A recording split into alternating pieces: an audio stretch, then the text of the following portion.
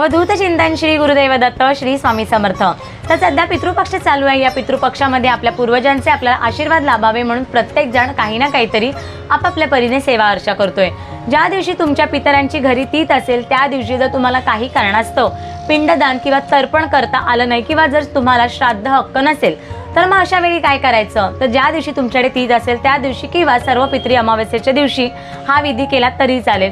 काय करायचं, कोणाही एका व्यक्तीला म्हणजे स्त्री पुरुष तुम्ही आपल्या घरी बोलवून त्या व्यक्तीला त्या दिवशी अन्नदान आणि वस्त्रदान अवश्य करा।